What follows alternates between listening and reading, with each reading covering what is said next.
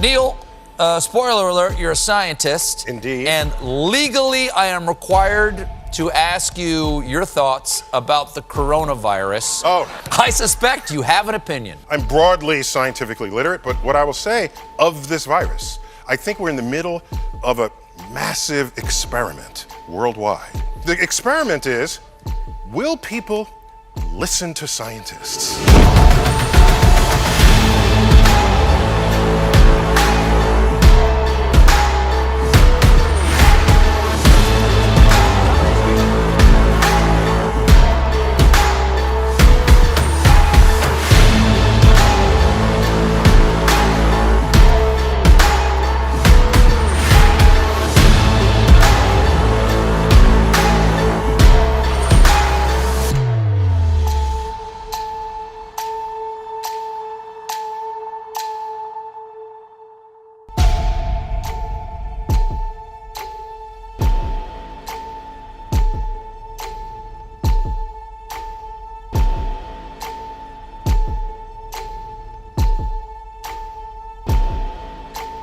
Hello everyone, I'm Anita Cicero, Deputy Director of the Johns Hopkins Center for Health Security, and today I will be your Master of Ceremonies for Event 201. The goal of the Event 201 exercise is to illustrate the potential consequences of a pandemic and the kinds of societal and economic challenges it would pose.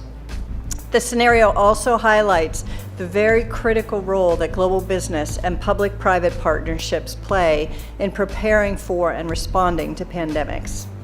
We're at the start of what's looking like it will be a severe pandemic. And there are problems emerging that can only be solved by global business and governments working together. How should national leaders, businesses, and international organizations balance the risk of worsening disease that would be caused by the continued movement of people around the world against the risks of profound economic consequence of travel and trade bans? What is essential, what is non-essential travel, we have to clarify this. Otherwise, if we go down to 20% bookings over a long period, the company will run down. That's a fact.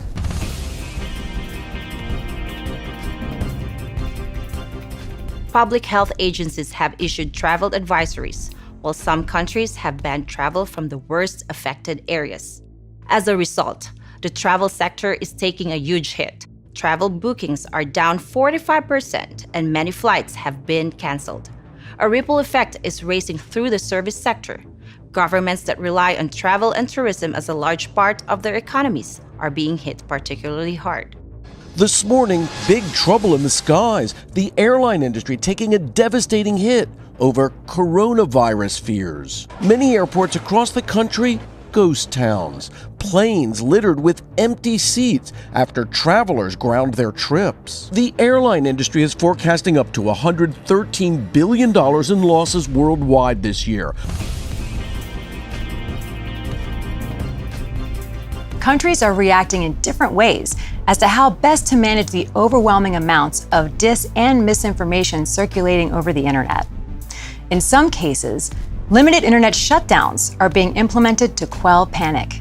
As the coronavirus spreads across the world, misinformation about the virus is being shared online, and some of it could be coming from foreign governments or other actors. A top State Department official told the Washington Post last week that Russia has been creating false personas to spread misinformation on social media. The State Department told the Washington Post that Russia is behind swarms of online false personas. I guess, can users of Twitter, of social media, have faith in something that is labeled manipulated media? In other words, we keep talking about fake personas and fake information, misinformation that is out there, but I guess people are also going to want to know is when a social media company slaps a label on something, can I trust that? Because is that biased? Is that coming from a level of misinformation or dishonesty? How are we to know? You know, Vlad, you said a key word there, trust. How much control of information should there be? And by whom? And how can false information be effectively challenged? And what if that false information is coming from companies or from governments? We're at a moment where the social media platforms have to step forward and recognize the moment to assert that they're a technology platform and not a broadcaster is over.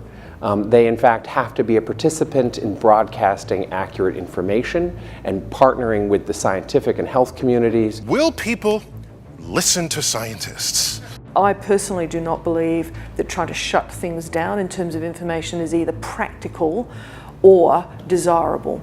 And we do have, I think, a couple of strategies that are available to us, one of which is the flood strategy, second of which is relying and informing and equipping trusted sources of information with the facts so they can then pass that on. Hello, I'm Tom Hanks.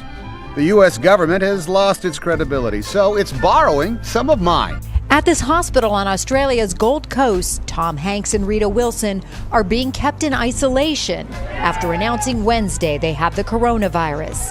Hanks has been down under in pre-production for his upcoming biopic about Elvis Presley and taking selfies with fans. Warner Brothers, the film studio, says it's working with health agencies to identify and contact anyone who may have come into contact with Hanks. People who have come in close contact with Tom Hanks and Rita Wilson will now need to self-isolate and quarantine. On behalf of our center and our partners, the World Economic Forum and the Bill and Melinda Gates Foundation. Bill and Melinda Gates Foundation. Now, we put out a lot of carbon dioxide every year, and somehow we have to make changes that will bring that down to zero. This equation has four factors, a little bit of multiplication. So you've got a thing on the left, CO2, that you want to get to zero, and that's going to be based on the number of people, the services each person's using on average, the energy on average for each service, and the CO2 being put out per unit of energy. So let's look at each one of these and see how we can get this down to zero. Probably one of these numbers is going to have to get pretty near to zero. That's back from high school algebra, but let's take a look. First, we've got population. The world today has 6.8 billion people. That's headed up to about 9 billion. Now, if we do a really great job on new vaccines, healthcare, reproductive health services, we could lower that by perhaps 10 or 15%. That's headed up to about 9 billion. Now, if we do a really great job on new vaccines, healthcare, reproductive health services, we could lower that by perhaps 10 or 15%. This video is about doublespeak, what William Lutz, author of the book titled Doublespeak, defines as doublespeak is language designed to evade responsibility, make the unpleasant appear pleasant, the unattractive appear attractive. Basically, it's language designed to mislead while pretending not to. What line of work are you in? Waste management consultant. Let's say, for example, the person whose treacherous mountain climb my energy bar company sponsored cannibalized his climbing partner. It would be better for me to say something that technically communicates this information, but doesn't sound as terrible. Protein reallocation instead of cannibalism, and Tony Soprano's creative phrase to replace mobster would probably fall under the fourth kind of doublespeak, which is inflated language that is designed to make the simple seem complex, or to give an air of importance to people, things, or situations. So, doublespeak becomes useful obviously when you are obligated to communicate something, but are unable to straight up lie, yet communicating the truth bluntly or as clear as possible doesn't have the listener perceive the information in a way that you would like. We believe unbelievable progress can be made, both inventing new vaccines and making sure they get out to all the children who need them. We could cut the number of children who die every year from about 9 million to half of that if we have success on it. And the benefits there in terms of reducing sickness, reducing the population growth, it really allows the society a chance to take care of itself. Reducing the population growth.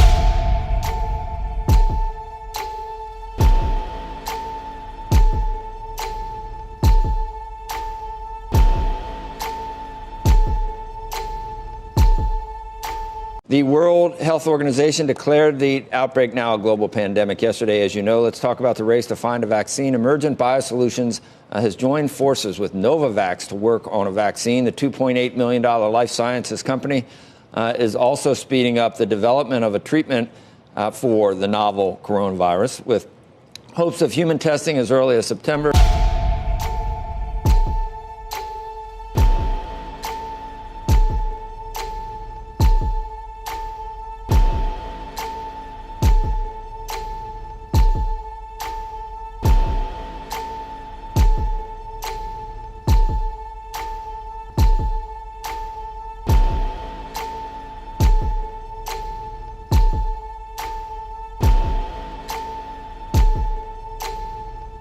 This is Aaron Russo, a filmmaker and former politician. To his left is Nicholas Rockefeller of the infamous Rockefeller banking and business dynasty. After maintaining a close friendship with Nicholas Rockefeller, Aaron eventually ended the relationship, appalled by what he had learned about the Rockefellers and their ambitions. I got a call one day from an attorney woman I knew, and she said, "Would you like to meet one of the Rockefellers?" I said, "Sure, I'd love to." And we became friends, and he began to divulge a lot of things to me. So he said to me one night, he said that there's going to be an event there, and out of that event, you're going to see we're going to go into Afghanistan, so we can run pipelines from the Caspian Sea. We're going to go into Iraq to take the oil and establish a base in the Middle East, and we're going to go into Venezuela and try and get rid of Chavez. And the first two they've accomplished. Chavez they didn't accomplish. And he said you're going to see guys going into caves looking for looking for people that they're never going to find. You know, he was laughing about the fact that you have this war on terror. There's no real enemy. He's talking about how by having this war on terror, you can never win it because so it's an eternal war. And so you can always keep taking people's liberties away. And I said, how are you going to convince people that this war is real? He said, but the media.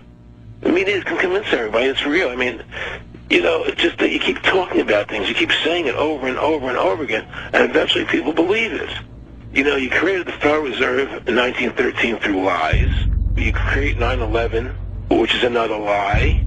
Through 9/11, then you're fighting a war on terror, and now all of a sudden you go into Iraq, which was another lie, and now they're going to do Iran.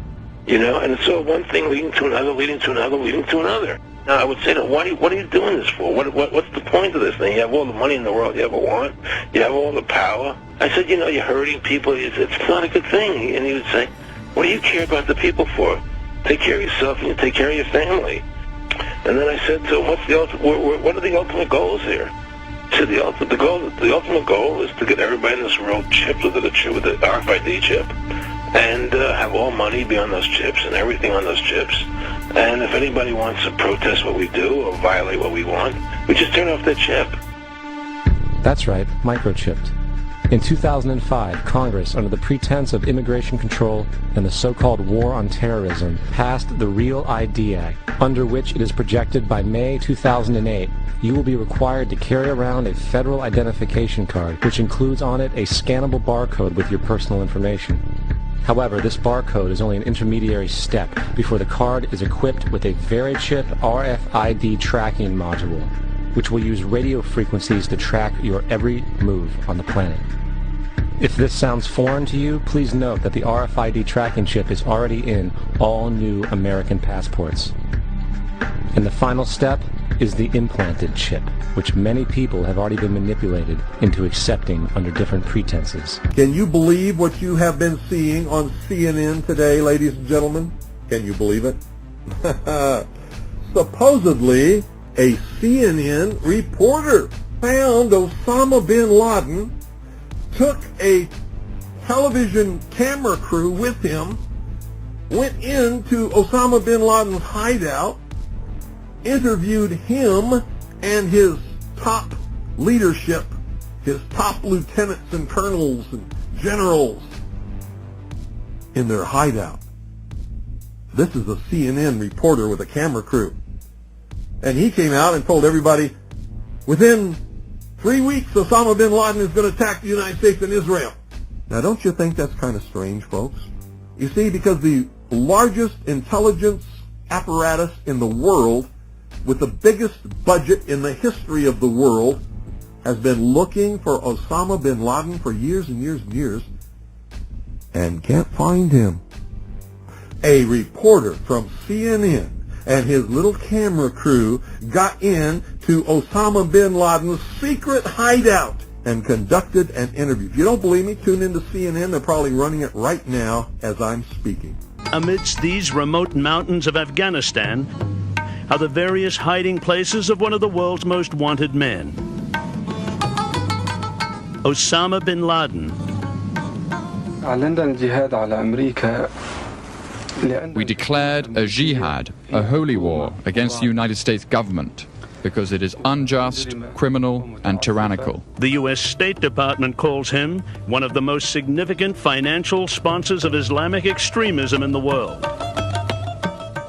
He is a major terrorist financier, and with a large fortune of his own, he has bankrolled terrorist groups and individuals all over the world. The State Department links the 41-year-old bin Laden to Ramzi Youssef, alleged mastermind of the World Trade Center bombing, New York. And if you believe it, you are one of the stupidest jerks that ever lived on the face of this earth. And whatever is going to happen that they're going to blame on Osama bin Laden, don't you even believe it. You see, the CIA created Osama bin Laden. Osama bin Laden is their creation, and he is serving them well. When in hell are all you people going to wake up? Another social illusion, social engineering project to change the minds and the attitudes and the beliefs of the people of the world, and especially the United States, to bring about one world socialist totalitarian government. And I'm telling you, be prepared for a major attack. But it won't be Osama bin Laden. It will be those behind the New World Order who once again want to take the guns and the freedom away from the American people, because we're the only ones left in the world who can oppose the destruction of freedom in the world and the implementation of a one-world totalitarian socialist government, and that is the goal.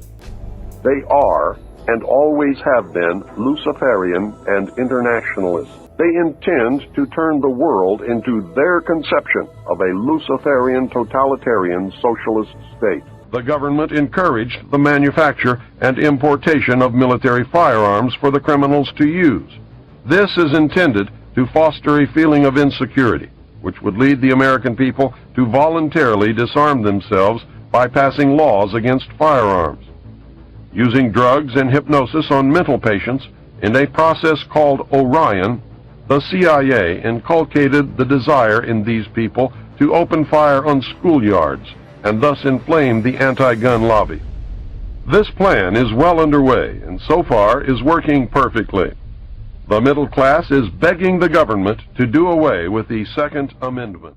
The suspect in the deadly Florida airport shooting has now been charged and, if convicted, could face the death penalty. It's emerged that police confiscated but later returned a handgun to the Iraq War veteran after he was found not to be mentally ill. Despite reports, he told the FBI about hearing voices urging him to join ISIL. What's going on? What's going on today, bro? The demons, man. Demons? Voices.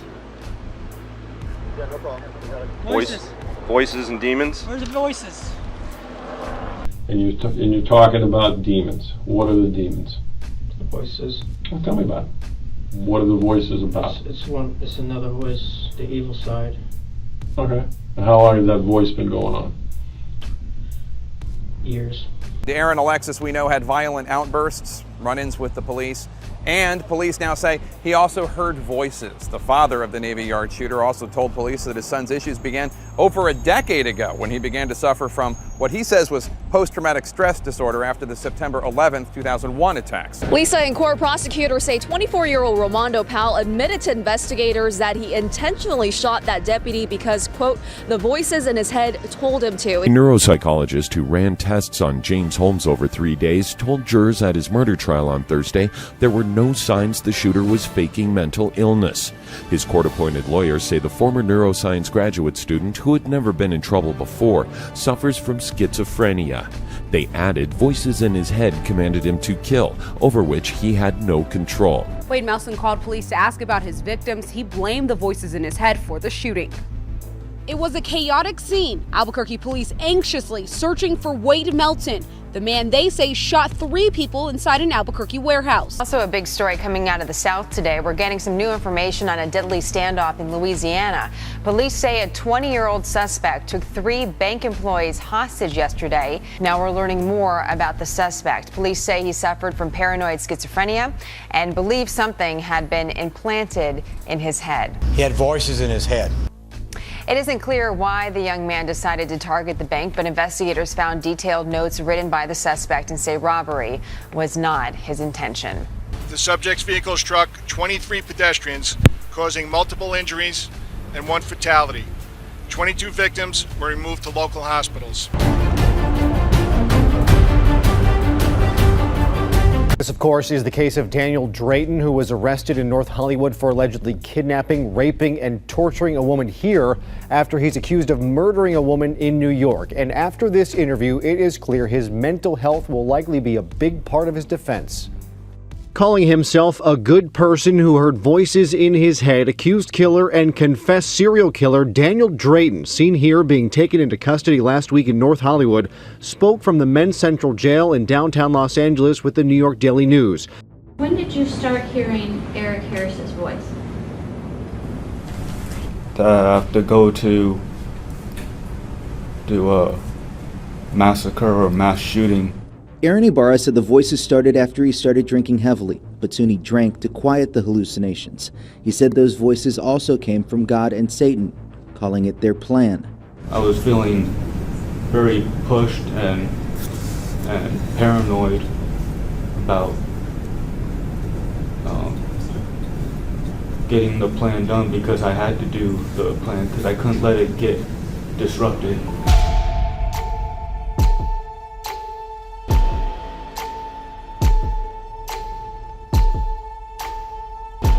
But what is the best way to sell big government and then world government to a people like ours, historically devoted to an independent republic of limited powers? The answer is simple. In revolutionary literature, the tactic is known as pressure from above and below. It's the strategy that Colonel House laid down in his book, Philip Drew, Administrator. Deliberately create problems, and then offer only those solutions that result in the expansion of government. Create conditions so frightful at home and abroad that the abandonment of personal liberties and national sovereignty will appear as a reasonable price for a return to domestic tranquility and world peace.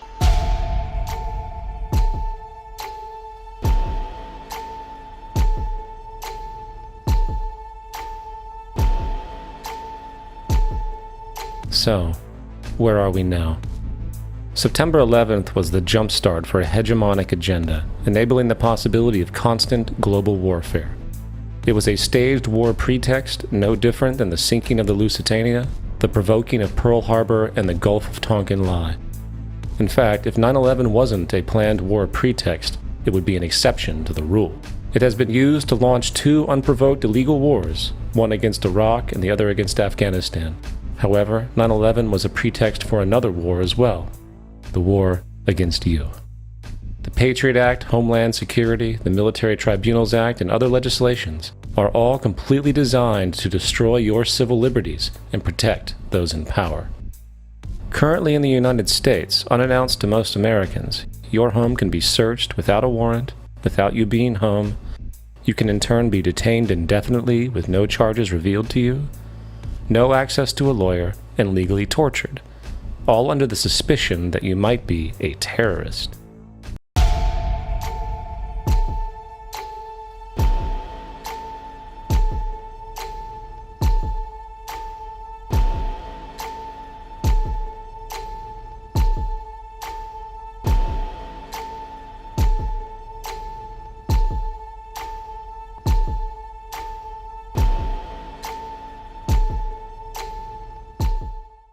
If you need a painted picture of what is happening, let's recognize how history repeats itself.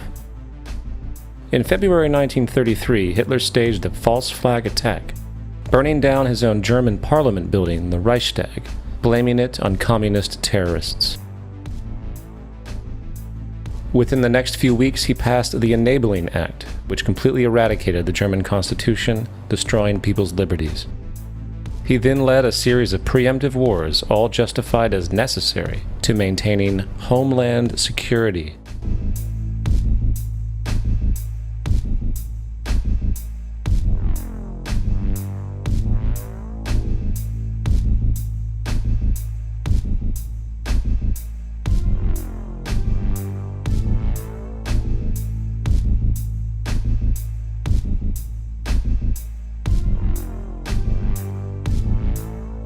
It's time to wake up. The people in power go out of their way to make sure you are perpetually misled and manipulated. The majority's perception of reality, especially in the political arena, is not their own. It is shrewdly imposed upon them without them even knowing it. Nazi scientists, some of them tied to war crimes including horrific concentration camp experiments, brought to the U.S. in a secret program to advance American security interests during the Cold War.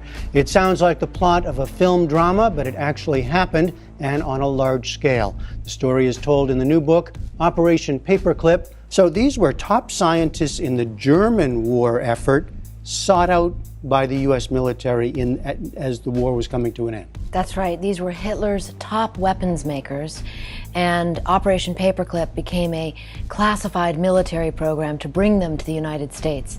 It also had a public face, so there was, on the one hand, the truth about the program kept secret, and on the other hand, the idea that we'll tell the public that these are the good Germans. And the good Germans, but they were dedicated Nazis, the ones you write about.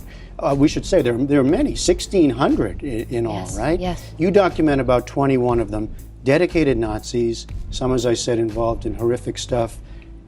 What they did was known, right, to the people to the Americans who were seeking them out? Certainly to the American military intelligence officers who were interviewing them.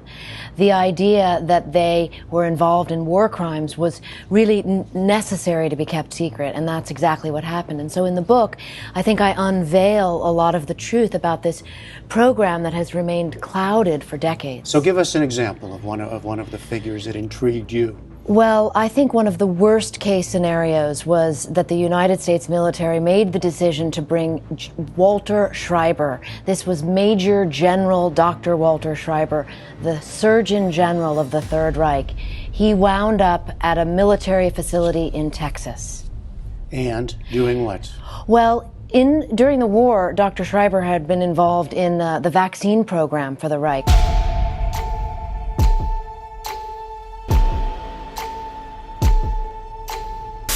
Measles now a public health emergency with a surge of those infected across the country. The CDC confirming 101 cases since January 1st.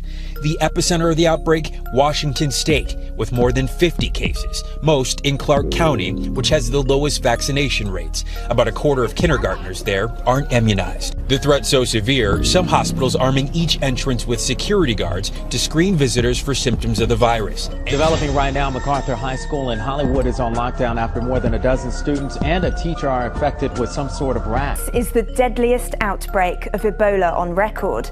The latest figures from the World Health Organization show more than 1,200 people have been infected in Guinea, Sierra Leone and Liberia. Concern over the flesh-eating bacteria continues to grow heading into the 4th of July holiday. Doctors say the bacteria is not just in the water. I understand freedom of religion. We all do. We respect it. I've heard the anti-vaxxers theory, but I believe both are overwhelmed by the public health risk. We've also learned local first responders are getting new instructions for what they should do in case of a possible Ebola quarantine. KXAN investigator Kevin Schwaller joins us now. Now a document is saying state or local health services can declare a quarantine of a person or a place. It says that people who try to leave or to get into the quarantine area are guilty of a third-degree felony. It says that an officer may use, quote, reasonable force to secure that area or stop those who are not allowed to move in and out of that space. Now, the document, again, dated more than a week ago, said the department was ordering personal protective equipment. The plagues are coming whether you are ready or not for them. Matthew chapter 24, verse 7. For nation shall rise against nation, and kingdom against kingdom, and there shall be famines and pestilences and earthquakes in divers places. The word pestilences here refers to plagues and diseases. These plagues mentioned in the Bible are going to spread across the earth. The global ID tracking on blockchains with vaccine records. The year is 2017. You're rushed to a hospital unconscious with no ID or medical history, but thanks to a microchip under your skin, it's all there. Science fiction 20 years ago, but a biometric reality today. The elite and their global government have a plan to lower the Earth's population. They will release these viruses to create global pandemics in order to bring about the justification for mandating vaccine records on the global ID chip.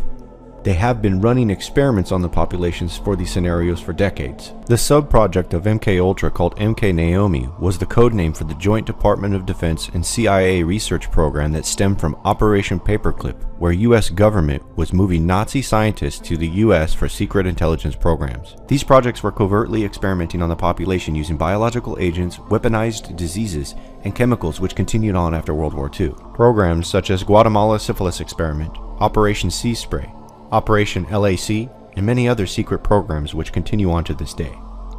Operation Sea Spray was spraying over the population with known biological agents without telling the population. There should be no surprise why the public has concerns about the chemtrails and the government's denial of such projects. The Army decided to do what was called a vulnerability test program. And the effort was over a period of 20 years, actually, between 1949 and 1969. When hundreds of tests were conducted over populated areas to see whether, by spraying germs and certain chemicals, whether they would endanger a large population. The Rockefeller Foundation funded these scientists who ran these projects before and after World War II. The Rockefeller Foundation funded Kaiser Wilhelm Institute of Human Heredity and Eugenics in Germany.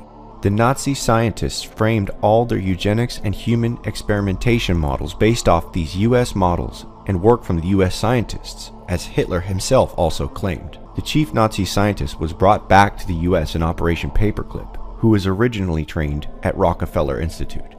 The name of the chief Nazi scientist in Operation Paperclip is Erich Traub.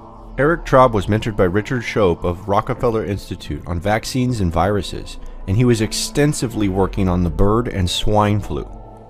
It was Richard Schoep at the Rockefeller Institute who identified the influenza A virus. The influenza A virus can spread from animals to humans. One of these viruses is the H5N1 virus. It is designated as an influenza A subtype. Erich Traub was working with the MKUltra program on MK Naomi and using the H1N1 and H5N1 virus. He was working on the weaponization of them at Fort Detrick, Plum Island, and other top-secret labs in the US. These outbreaks of the H1N1 and H5N1 are a result of them experimenting on the population and using their vaccine programs that are still carried out to this day. It is believed the weaponization of Lyme disease was used at this research lab as well and escaped. The US House of Representatives recently had ordered an investigation into the DoD experimentations during the time of MKUltra from 1950 to 1975. But as we know, the records according to MK Naomi are either classified, were being destroyed by Richard Helms, the CIA director, or were never recorded as stated in the MK Naomi documents. You can tell by the maps of the Lyme disease spreading that these tick infections are centered around the regions of Fort Detrick and Plum Island. Vaccine given to more than 500,000 American troops that served in the first Gulf War. Dr. Kano from the Centers for Disease Control applauds this invention. This next government document was obtained by lawyers for the victims I just described. Here you can see the array of biological weapons being tested on the prisoners in Texas as overseen by Baylor College of Medicine. Baylor, at that time, boasted having George H.W. Bush serving on their board of directors. The dates listed here also coincide with the alleged transition of America's offensive biowarfare program to defensive. Notice the mycoplasma. Both defensive and offensive studies were conducted. A vaccine study and a hall study in which prisoners were actually exposed to this airborne agent. Lab-grown killer mosquitoes are about to invade 20 states in the U.S., but you might not want to squash these bugs. Some of these pestilences are weaponized insects and are also a part of the testing from the Rockefeller Institute, who are heavily involved with the Zika virus and other weaponizing of mosquitoes. The Rockefellers are the main supporters of global depopulation plans, and ironically also spearhead the mosquito research of Zika, which causes birth defects, premature birth, and miscarriage, thus helping lower the population. The government is also helping support the hybridization of mosquitoes. Yale University recently reported that the genetically modified mosquitoes in Brazil backfired. Coincidentally, there are now new reports of rare mosquito viruses spreading and killing people. And how much of this is coming from releases from labs is still unknown. The whole agenda is to create a one-world government where everybody has an RFID chip implanted in them. All money is to be in those chips. The agenda to groom and controlled release a mass pandemic to bring about the microchipping vaccine records is on the forefront of the talking points for the New World Order, and it's seen all over the media. They are now promoting the apocalypse itself, saying that 80 million are at risk for the next wipeout that will leave humanity in ruins. There are others who are working on this who believe in lowering the population as well, like Bill and Melinda Gates Foundation, who are also major forerunners for vaccines. Bill and Melinda Gates Foundation have also been caught in major scandals in India, one of the largest populations on the planet. There is no telling how many of these operations are ongoing from these organizations worldwide. But the H1N1 and the H5N1 tests could be covertly going on against the will of the people of India, Africa, and China by the same organizations. These experiments and agendas are ongoing worldwide through organizations such as Bill and Melinda Gates Foundation, the World Health Organization, and Gavi. The Food and Drug Administration had approved the Verichip RFID implant tag. They used the explanation that doctors hoped this device would help become a solution for patients without medical or vaccine records. Positive ID, which bought Verichip, has long worked on putting immunization records and state Medicaid records connected to this implant. And we'll be faced with equally consequential decisions in the 21st century. Can a microscopic tag be implanted in a person's body to track his every movement? There's actual discussion about that. You will rule on that, mark my words, before your tenure is over. Bill and Melinda Gates Foundation has worked on field tests that use mobile phone-based vaccine registries that use biometric systems for immunization records keeping. The use of cryptocurrency blockchains for tracking supply chains is now the goal for linking the vaccine records and the identity. Their goal is to put the digital identity onto the supply chain using cryptocurrency blockchains with vaccine records to track everybody globally. Bill Gates funded the Denominator Group, who are also working on this agenda. The Gates Foundation is also in full support of the Better Than Cash Alliance. This project's goal is to digitize the economy with the same global ID chains and digital cashless payments. The Bill and Melinda Gates Foundation worked directly with Gavi on this global goal for vaccines and blockchain for tracking vaccine records. These core groups are working towards implanting everybody with a global ID with vaccine records. The ID 2020 project is working with the Rockefeller Foundation and Gavi on this digital identity with vaccine records. A sub-project of this group is working with them also called the Identity Foundation. The Identity Foundation works with Accenture, Microsoft, ID 2020, and IBM on the setting up of this tracking system. IBM historically has done this in the past with the Hollerith machines, tattooing tracking numbers for the machines onto the arm of the people that they were putting into concentration camps under the Nazis. All the banks and financial institutions are running on IBM punch cards. These cards were like bullets. If IBM would have just stopped printing the cards, it would have been like rifles without bullets, but they wouldn't stop printing the cards. In fact, the Auschwitz tattoo began as an IBM number. It began when the prisoner card that each person had, which was identical to what the IBM system could take, was actually tattooed on their skin. This same IBM is working towards a more high-tech method of this system, identical to that of the Nazi Eugenics program.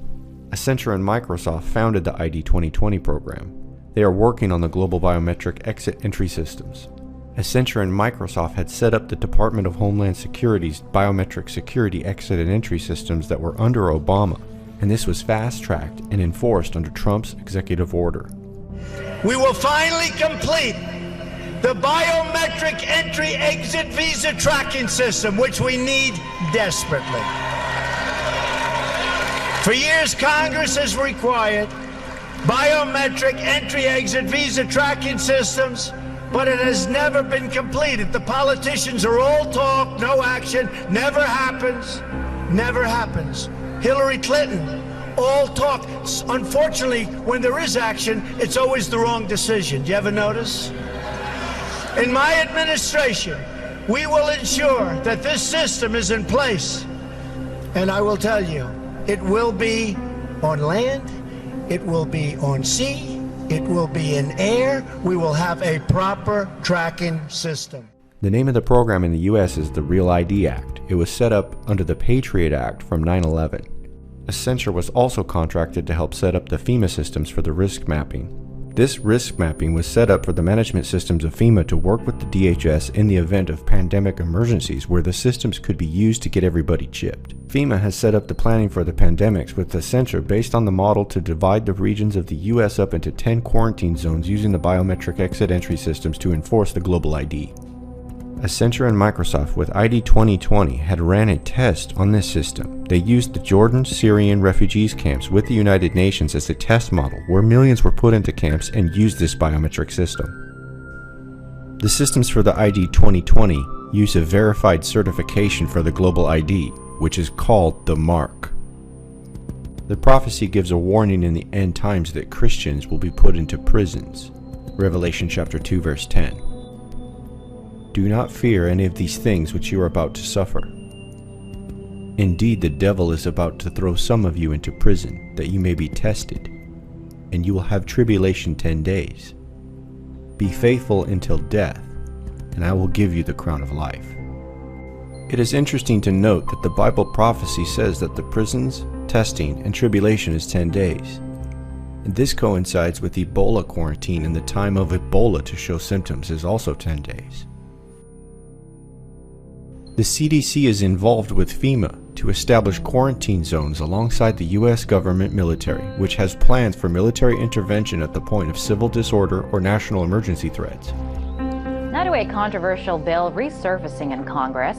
The FEMA camp bill allows the government to run at least 6 military installations when a national emergency is declared.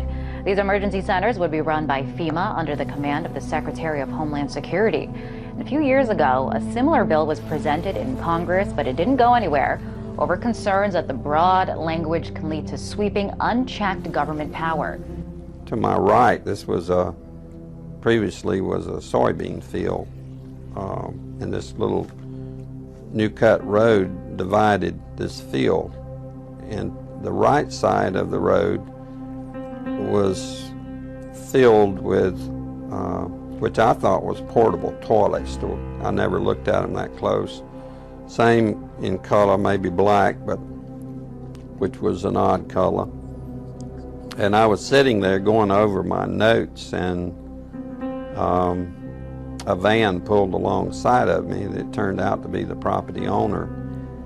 And he greeted me, and he was by himself, and so we had a good little dialogue there, and I asked him about the field of black boxes. What were they? Because I'd never seen anything like that. And his statement was that if he told me, I would be one of few people in Madison, Georgia that knew about them. And he says they're disposable coffins, I believe he told me. And he says there's 100, at that time, he said there was 125,000 there. And they were stacked, he told me 15 high. I asked him who owned them, and he stated that the CDC owned them and that they were leasing his land for storage. And he said his brother worked with the CDC in Atlanta and had been asked by the CDC to do a 3-year extension to place temporary morgues all across the nation. Reagan was elected to the presidency, he installed Louis Giuffrida as head of FEMA, the Federal Emergency Management Agency. Giuffrida was an old cold warrior from Reagan's California days whose specialty was suppression of unrest and dissent. Giuffrida, North, and George Bush began to turn FEMA into an instrument of domestic anti-terrorism. You're dealing with a group of people in the Reagan administration who equated political dissent with treason, and who cannot differentiate between emergency procedures, which I think everyone agrees are necessary, and suppressing political dissent. And with North and Poindexter and Casey, you had a group of people who saw Americans who disagree with them as the enemy. Colonel North, in your work at the NSC, were you not assigned at one time to work on plans for the continuity of government in the event of a major disaster? Mr. Chairman, I believe that question touches upon a highly sensitive and classified area, so may I request that you not touch upon that, sir. I was particularly concerned, Mr. Chairman, because I read in Miami papers and several others that there had been a plan developed by that same agency, a contingency plan in the event of emergency that would suspend the American Constitution. And I was deeply concerned about it and wondered if that was the area in which he had worked. The original plan for this was called Rex 84, which moved into Operation Garden Plot, and after 9/11 became known as Concept Plan 2502. This plan used databases of possible suspects to be rounded up called the ADEX list. The ADEX list is a list that is used to round up possible threats during these plans. One of the roundups that use this list is the Japanese internment camps. These lists are now a part of a larger development after 9/11. The Digital Collection System Network, or DCSNet, is used in conjunction with programs like PRISM from the NSA in order to mass surveillance for these threats and put them into lists.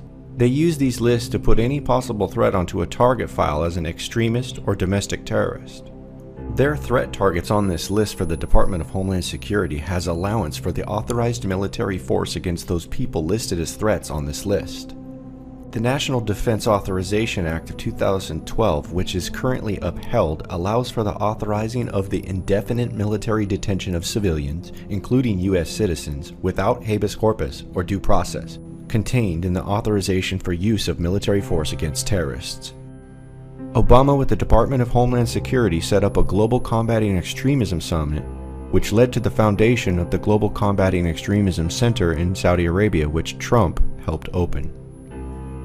This global center is called Etadel and works with tracking down people they consider extremists. It has access to the echelon of the 14 Eyes International Intelligence Coalition. The DHS Right-Wing Extremism Manual of 2009 lists people who believe in end-times prophecy, people who believe in a coming New World Order, or other various conspiracy theories are possible terrorists. The ones they view as extremists are Christians who hold fundamental end-times beliefs, and now the narrative is turning towards anti-vaxxers are terrorists. They will put those who believe in the rejection of the Mark of the Beast global ID into this category as climate deniers, anti-vaxxers, religious extremists, conspiracy theorists, and anti-government domestic terrorists. The vaccine no opt-out debate based on religion is to set the tone for no religious exemption from the Mark of the Beast because it contains vaccine records. This is why the Department of Homeland Security has begun databasing media outlets, journalists, and bloggers who are exposing these agendas. They are preparing to target those who expose this agenda as terrorists spreading propaganda and fueling terrorist recruitment. The United Nations is also involved with working with the tech giants in order to censor the information outletting of this agenda. They are working to control the narrative and target the population who will not comply with the global ID and vaccine records. They will list them as terrorists when the mass epidemics roll out for the global ID vaccine records and mandates that will be pushed by the World Health Organization. I know we want to think about how can we just avoid this, get away, but the fact is that the Bible is true and the Word is true, and it has warned us of these things and the increase of these things. We see with Ebola, this article, yahoo.com, October 16th, the countdown to save the world from Ebola. The UN has issued a stark warning that if the world does not get Ebola under control within 60 days, we face an, quote, unprecedented situation for which we don't have a plan, end of quote. You talk about fear. You know, the World Health Organization is saying that they issued a report stating that Ebola is running faster than us and it is winning the race as it starts to spread across the world. This World Health Organization epidemic agenda will be used to deceive the whole world into getting the Mark of the Beast global ID with vaccine records on it. The Bible says that the merchants of the earth are the great men of the earth. These merchants are the large corporations, which include tech giants and pharmaceutical corporations.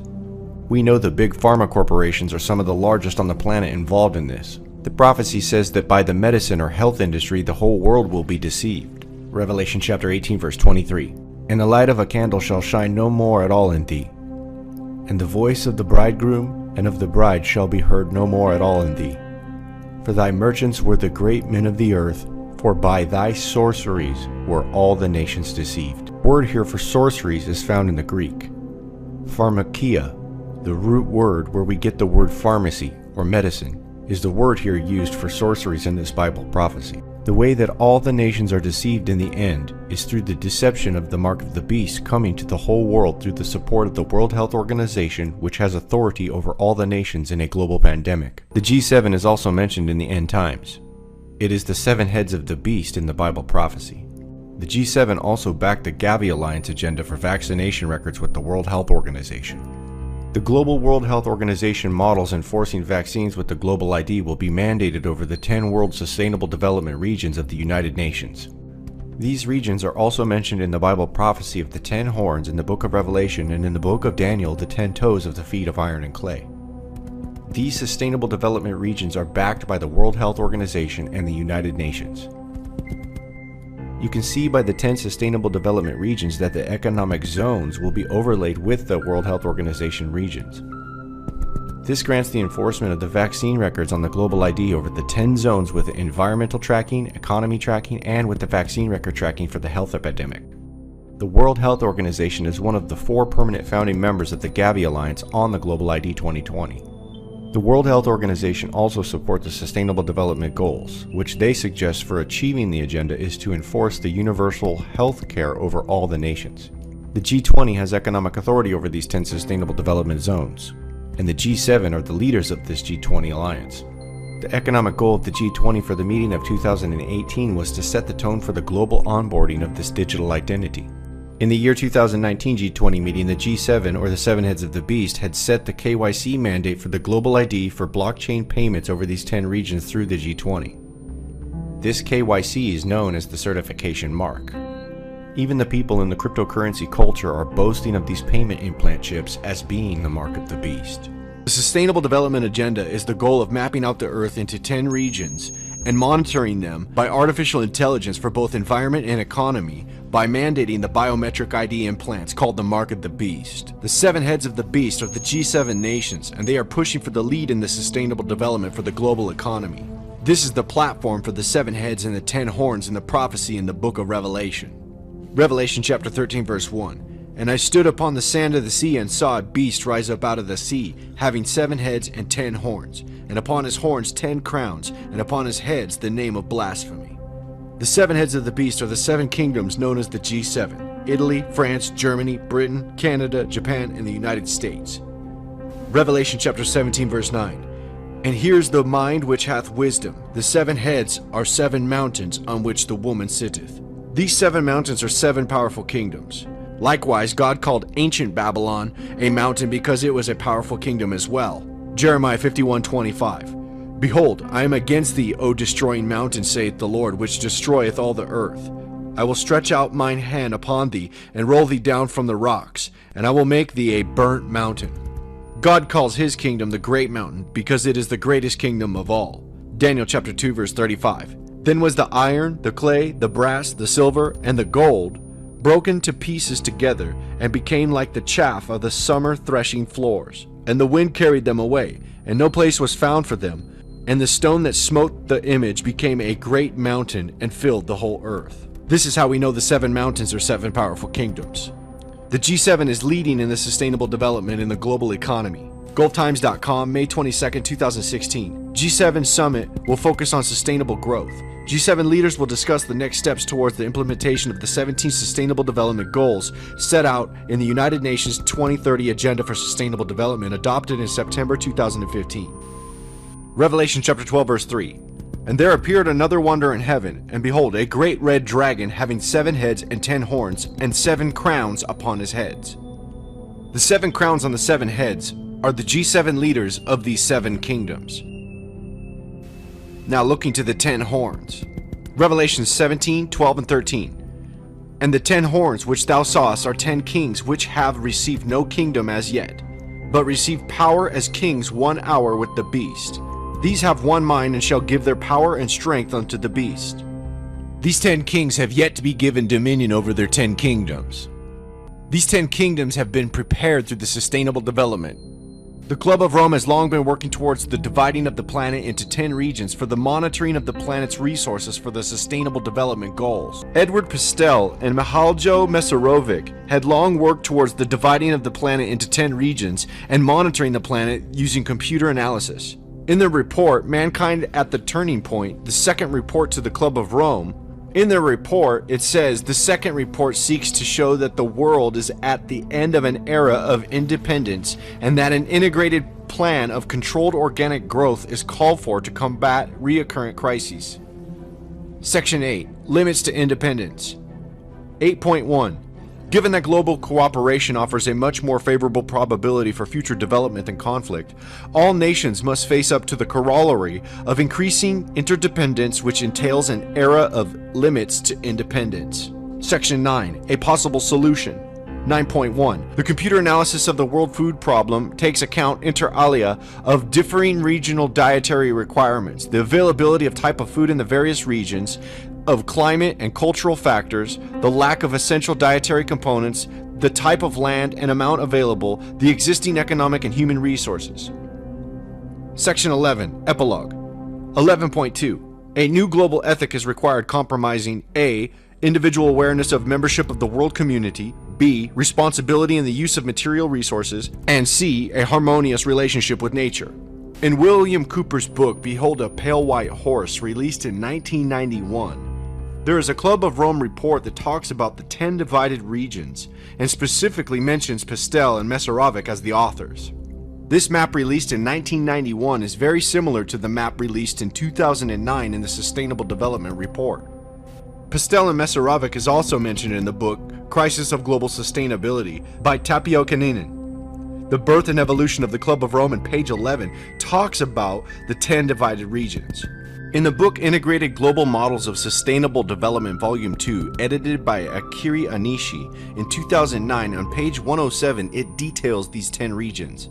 Taking into consideration that the climate change issue is of genuine global character, we need another technologically detailed energy model, which covers all world regions on the globe. In response to this specific need, on the basis of New Earth 21 model, Dynamic New Earth 21 model has been developed with the basic framework described in the following sections. The technological potentials are often constrained by regional factors such as sectoral structure of energy consumption and the availability of natural resources. For a logical and consistent technology assessment, it is necessary to identify energy systems of different world regions. Dynamic New Earth 21 was formulated as a multi-regional model, and the whole world is geopolitically divided into 10 regions as seen in Figure 1. The Global Innovation Exchange.org suggests the system change for Professor Akiri Anishi's model, creating Electronic United Nations, EUN. The Paris Climate Pact in December 2015 was a historical success with 195 nations pledges to reduce the greenhouse gases warming. Their pledges need to be improved significantly with rigorous simulation studies as interlinking their models together via broadband internet as forming the Electronic African Union and ultimately the Electronic United Nations. This will provide regular and transparent global cooperation with collective and shared responsibilities in democratic fashion.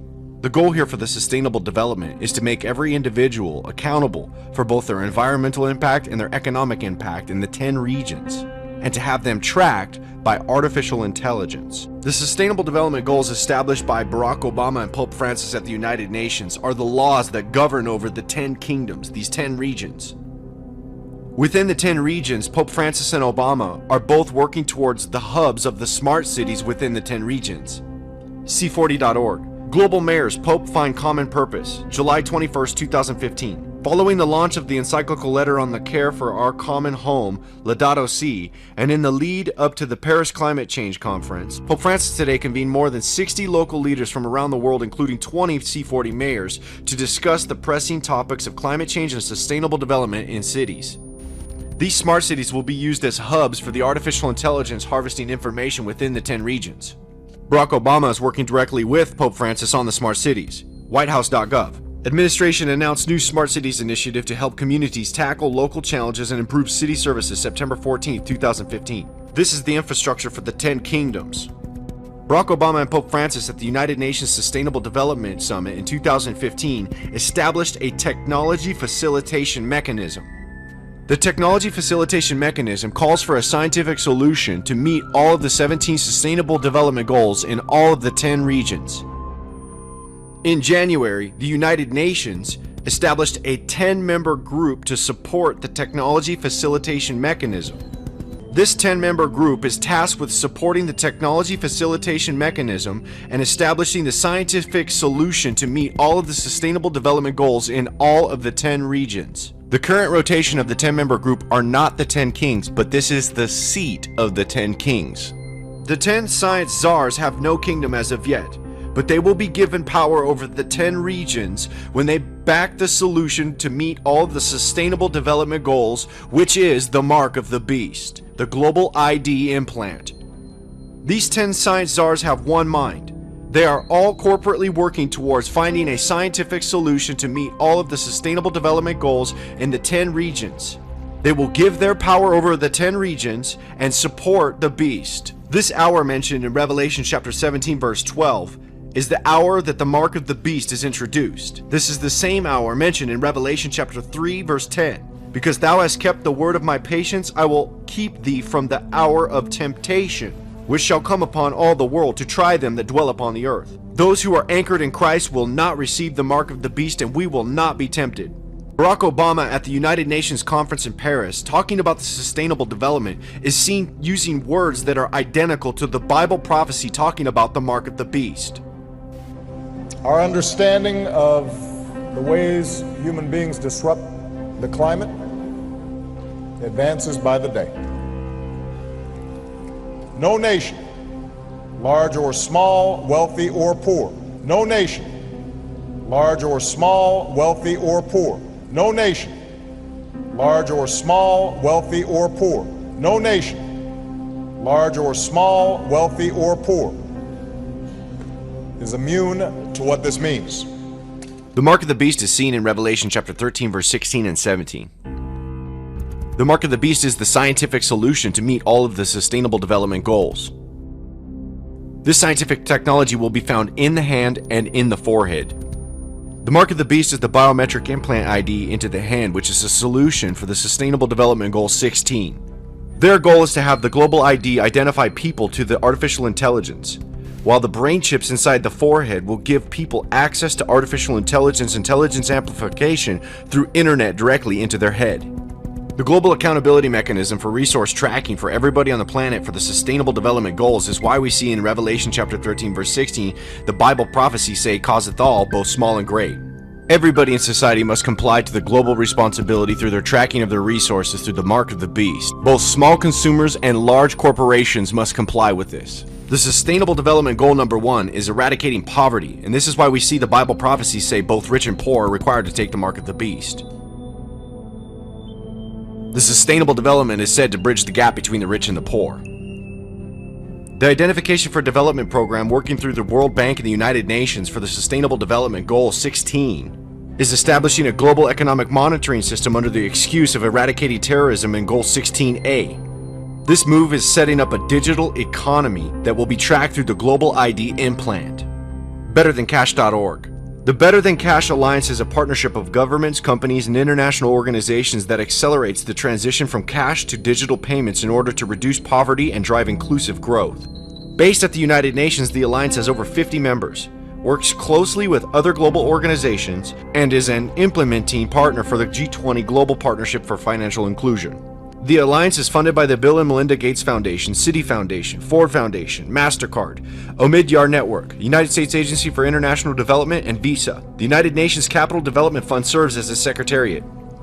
This transition from cash to digital payments through the biometric ID implant is the reason why in the digital economy you will not be able to buy or sell without the mark. Eradicating human trafficking, which is modern-day slavery, is a part of Sustainable Development Goal 5, Sustainable Development Goal 8, and Sustainable Development Goal 16. Radio Vaticana.va. Pope and mayors signed Declaration on Climate and Trafficking, July 22, 2015. The signing of the document followed a meeting Tuesday afternoon at the Vatican between Pope and the mayors who are attending a 2-day workshop entitled, quote, Modern Slavery and Climate Change, end of quote, organized by the Chancellor of the Pontifical Academies of Science and Social Sciences. Radio Vaticana. Pope Francis addresses Judges Summit on Human Trafficking and Organized Crime, June 3, 2016. Pope Francis went on to say that the reason for the Judges Summit was to help fulfill Goal 8.7 of the United Nations' new Sustainable Development Goals, that is, to eradicate forced labor, modern slavery, and human trafficking. The Global ID implant will be promoted as the scientific solution to eradicate modern-day slavery. This is why the Bible prophecy of the Mark of the Beast mentions both free and bond, both free and slave. The warning about taking the mark of the beast is clear. Revelation chapter 14 verse 9 and 10. And the third angel followed them, saying with a loud voice, If any man worship the beast and his image, and receive his mark in his forehead or in his hand, the same shall drink of the wine of the wrath of God, which is poured out without mixture into the cup of his indignation, and he shall be tormented with fire and brimstone in the presence of the holy angels and in the presence of the Lamb. In the Pope's encyclical Laudato Si for the Sustainable Development, he calls for a global political authority to manage over the world's economy. As Benedict XVI has affirmed in his continuity with the social teaching of the Church, quote, to manage the global economy, to revive economies hit by the crisis, to avoid any deterioration of the present crisis and the greater imbalances that would result, to bring about integral and timely disarmament, food security and peace, to guarantee the protection of the environment and to regulate migration. For all this, there is urgent need of a true world political authority. End of quote. The leaders of the world are going to use the global ID with the vaccine records as a part of this deception for the mark of the beast. Revelation chapter 16 verse 1 and 2. And I heard a great voice out of the temple saying to the 7 angels, Go your ways, and pour out the vials of the wrath of God upon the earth. And the first went and poured out his vial upon the earth. And there fell a noisome and grievous sore upon the men which had the mark of the beast, and upon them which worshipped his image. Just as the plagues of Egypt that fell upon the people and they had received boils, so shall it be in the end when those who take the mark of the beast will suffer the wrath of God, and they will have grievous noisome sores as well. The seat for this world political authority is Jerusalem. The European Union will grant a member state status to the special regime. The representative over this regime will be given a number inside the European Union Parliament. The Bible prophecy talks about a number. Revelation 13, 17, and 18. And that no man might buy or sell save he that had the mark, or the name of the beast, or the number of his name. Here is wisdom. Let him that hath understanding count the number of the beast, for it is the number of a man, and his number is 666. When the special regime over Jerusalem is appointed a special representative number in the parliament, it will be the number of a man, a number of a representative. It will be the number of his name. Name means authority. It will be the number of his authority. That seat number will be the seat number 666. When they push to take Jerusalem and enforce the mark of the beast, the 144,000 Jews will reject the mark of the beast and anger the 10 kings. Revelation chapter 17 verse 16. And the 10 horns which thou sawest upon the beast, these shall hate the whore, and shall make her desolate and naked, and shall eat her flesh and burn her with fire. They will unite with an Islamic invasion and take Jerusalem. They will establish from that seat in Jerusalem the global political authority to manage over the world's economy, call for the mark of the beast, and Jerusalem, that woman, will become the capital for their global power structure, making Jerusalem have dominion over all of the kingdoms of the world. Revelation chapter 17, verse 3. So he carried me away in the spirit into the wilderness, and I saw a woman sit upon a scarlet-colored beast, full of names of blasphemy, having 7 heads and 10 horns. This woman is Jerusalem, having dominion, sitting over the 10 regions and the G7 as the capital of their new world order.